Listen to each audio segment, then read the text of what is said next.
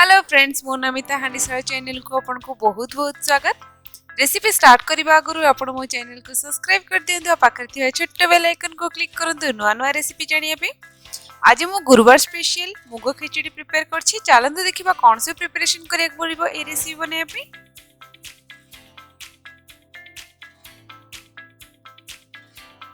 मुझे गोटे कप बासमती चावल को 30 मिनिट्स बतुरे की रखी। किसी अदा को मु ग्रेट करके रखी। 1/4 कप मु मुग नहीं, नड़िया हाफ कप नहीं। स्वाद अनुसार आम गुड़ यूज करवा। आउ तेजपत्र गुजराती और अलैच नहीं। मान आम गोटे पैन गरम करवा। पैन गरम हेले से आम मुग डाली पकईकी मुग डाली को लो मीडियम फ्लेम रे लाइट ब्राउन कलर है पर्यंत भाजीदबा।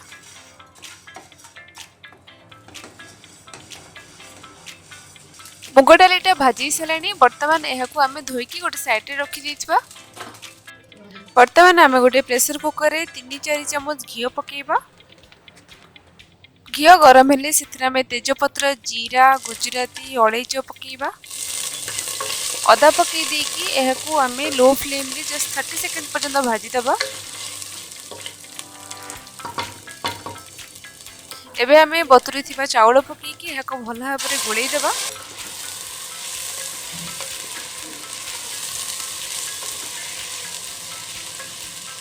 एबे आमे धोईकी रखिथिबा मुग डाली पकेबा और हाफ टी स्पून हल्दी गुंड पकेकी याको भल भाव में मिक्स कर देबा।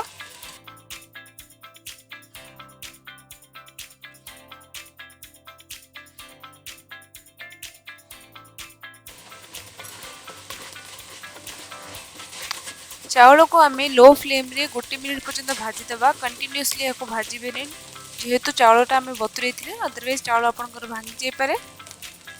एबे आमे नड़िया कोरा पकई देबा आ गुड़ पकईकी यह भल भाव में मिक्स कर देबा। आपण चाहिए गुड़ बदल चीनी भी ऐड करि परिबे, but Etah Puja special prepare होची सेथिबे हम एथरे गुड़ यूज करछि। एबे आमे पानी पकेइबा। जेतिकी आपण चावल नैथिबे तार डबल पानी पकांतु। जेतिकी आपण मुग यूज करथिबे तार डबल पानी पकेइकी यहको भल भाव में गोलई देबा। आपण चाहिए एही खेचुड़ी रे काजू किशमिश भी ऐड करि परिबे, सेटा आपणकर चॉइस।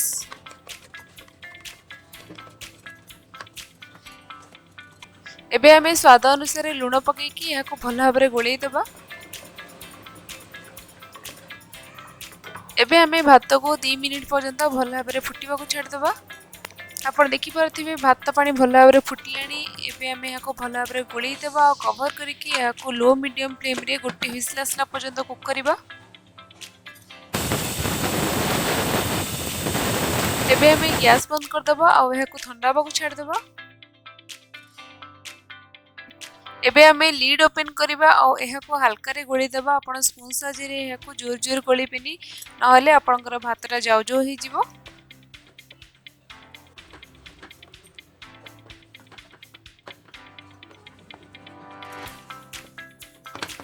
एबे आमे 1 टेबलस्पून घी पकईकी यहको हल्का रे टिके गोली देबा।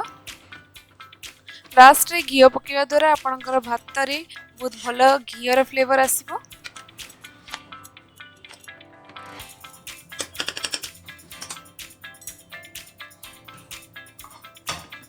गुरुवार स्पेशल मुग खिचड़ी पूरा पूरी रेडी हो गला। बर्तमान यह आम गोटे प्लेट रे सर्व करदबा। यार बेस्ट कॉम्बिनेशन होजी डालमा नले घांटा तरकारी। If you like my video then don't forget to subscribe my channel. Thank you.